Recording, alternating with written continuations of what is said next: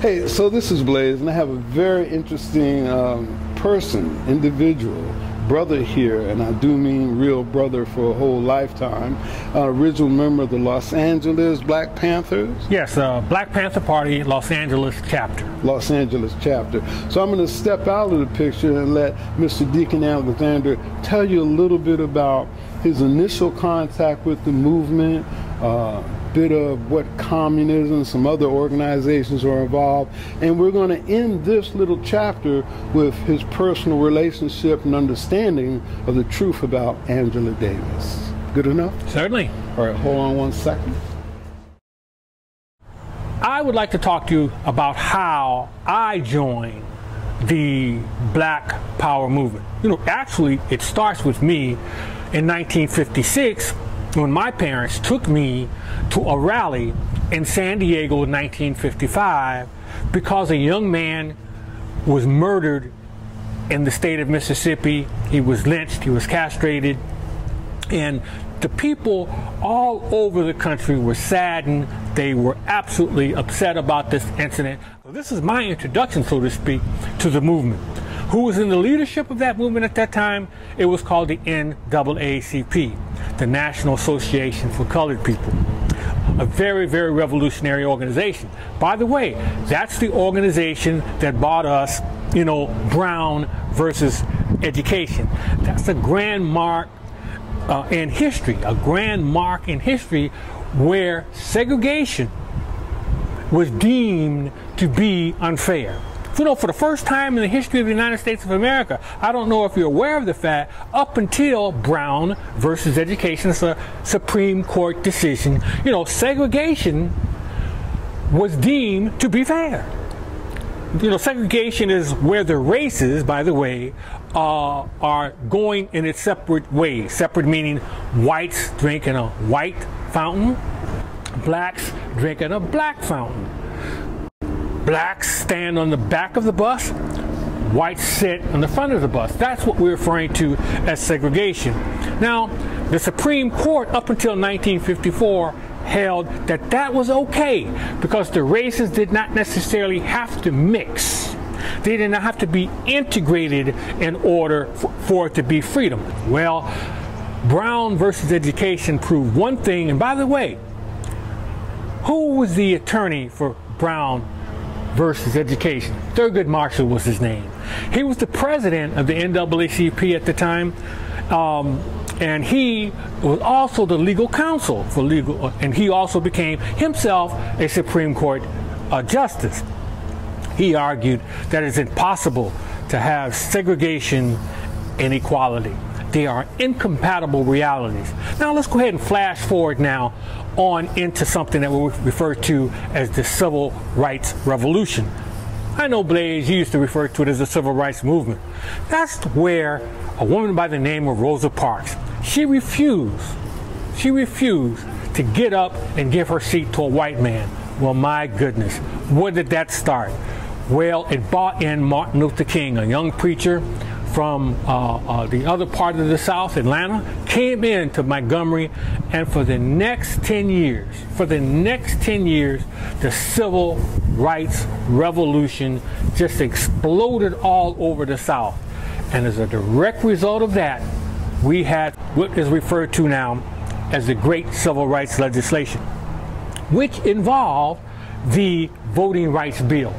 Now, all of the things that we're talking about today about gays and lesbians and the rights for all people stand on the shoulder of that one piece of legislation called the Civil Rights Legislation. Well, now, please, now we're coming to me.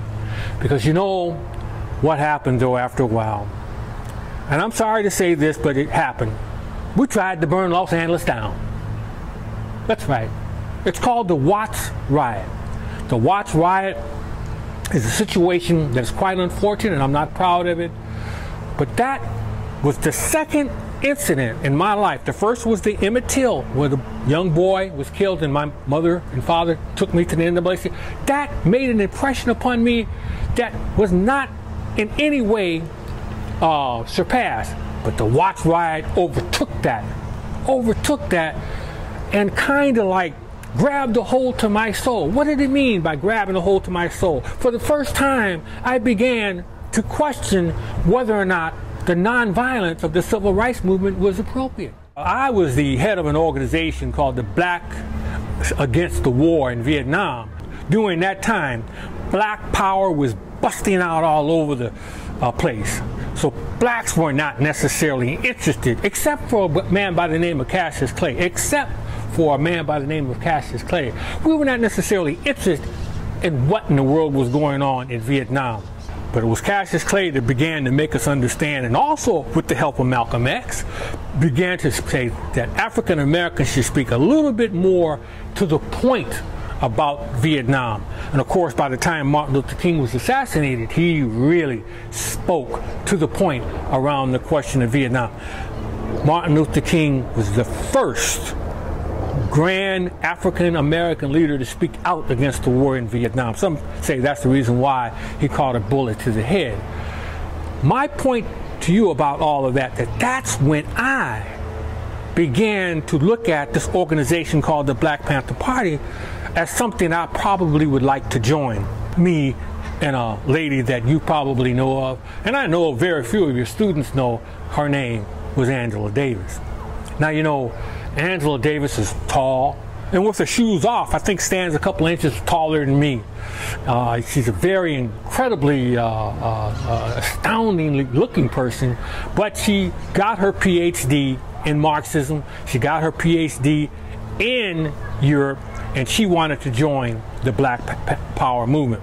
So she came and she got involved. My brother, by the way, Franklin Alexander, introduced me to Angela.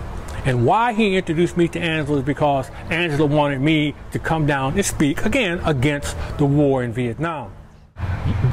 Angela Davis is not heard of unless there is a Communist Party.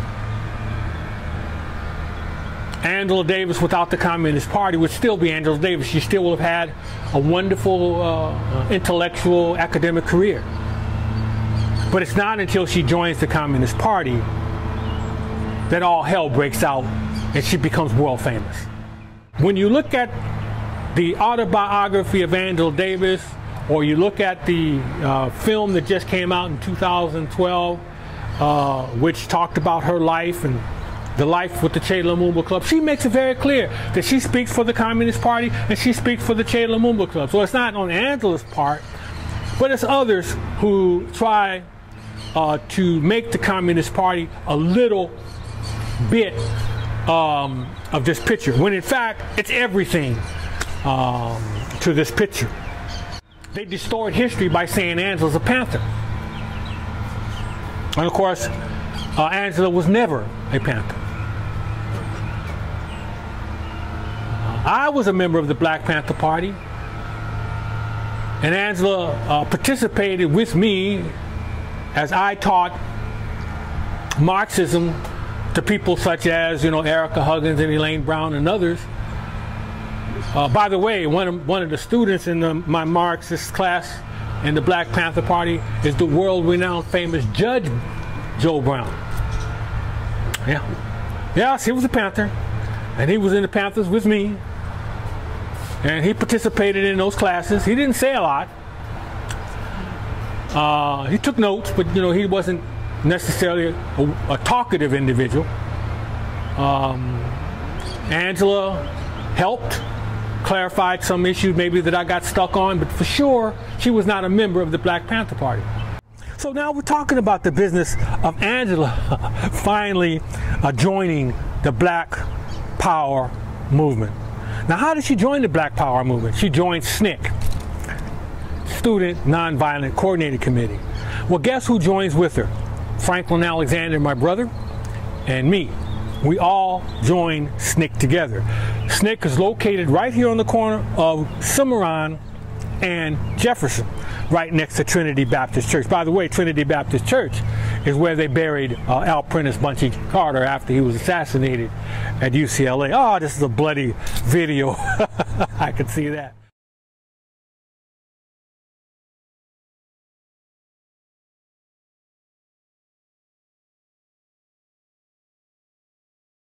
Jonathan Jackson starts distributing these weapons to the two prisoners, William McLean, William Christmas, and Rochelle McGee.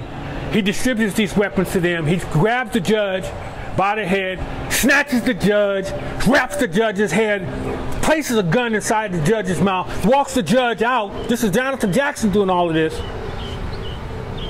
By the time he gets to the van, he orders the judge inside the van.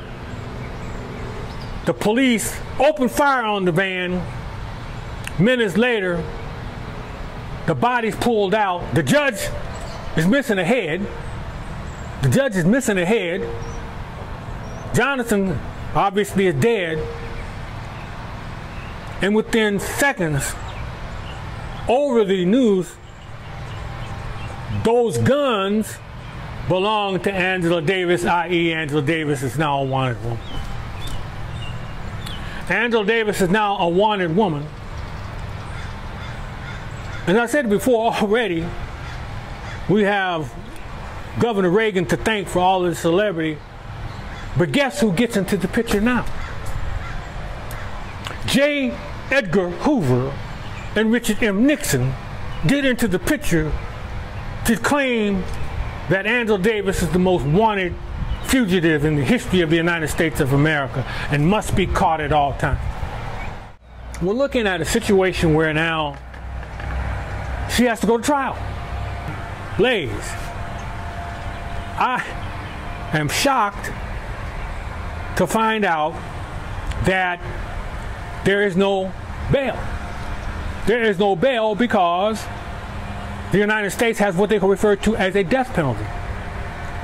Well, my sister Charlene Mitchell is responsible for taking the campaign to free Angela Davis to the socialist world.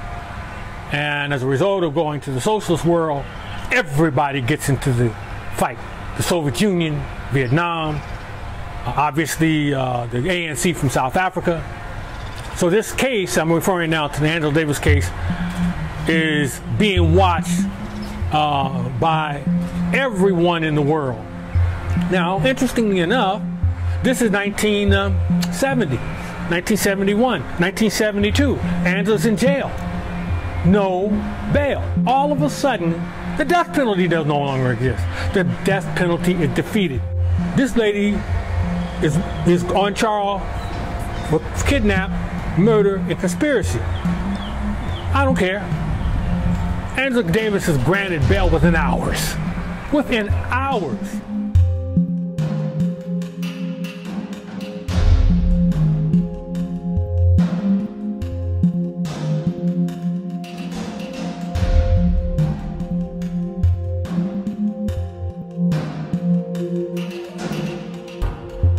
I have no problem with saying emphatically that peace is the answer, that nonviolence is the answer, and that when we use Jonathan Jackson as a martyr and ask the question, what other choice did he have, I think is not only a bad question, but the inevitability of the answer that you get leads to the casket, it leads to the death, it leads to the idea that repression breeds resistance.